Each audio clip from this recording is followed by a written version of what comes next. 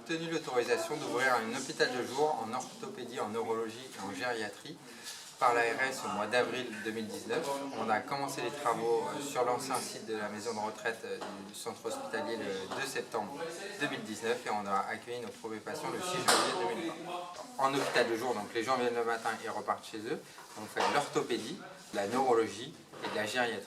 Selon la pathologie des patients, les patients viennent soit tous les jours, donc 5 fois par semaine, ou alors ils viennent 2 à 3 fois. Ils restent hospitalisés chez nous entre 1 mois et 3 mois. Donc les patients sont au domicile, viennent le matin et repartent. On prend des pathologies de l'appareil locomoteur, de type post-prothèse de genoux, d'épaule, des choses comme ça. On prend des patients aussi neurologiques, notamment post-accident vasculaire cérébral, maladie de Parkinson, sclérose en plaques. Et on prend des patients gériatriques essentiellement pour favoriser le maintien à domicile, la prévention de chute.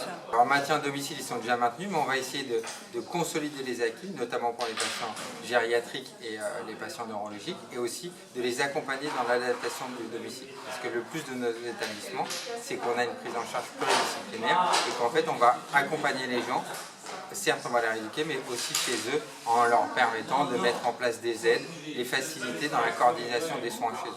La prise en charge financière, on a un prix de journée qui est fixé par la sécurité sociale et les patients donc, sont remboursés par la sécurité sociale, soit 100% dans le cadre des ALD par exemple, ou alors il y a un reste à charge mais qui est souvent pris en charge par les mutuelles.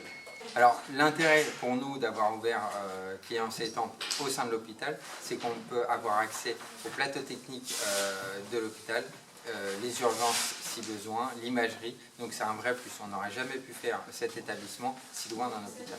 L'intérêt aussi, c'est que l'hôpital nous a loué un bâtiment, donc le bâtiment on a actuellement de 650 m², qui nous permet d'accueillir convenablement au moins 30 ou 40 patients.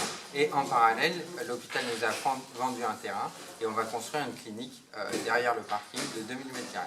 Aujourd'hui, on n'a pas la balnéothérapie, mais on aura dans la nouvelle clinique une grande balnéothérapie vitrée sur la forêt, ça va être très joli, et des plateaux techniques en plus nombreux et plus grands.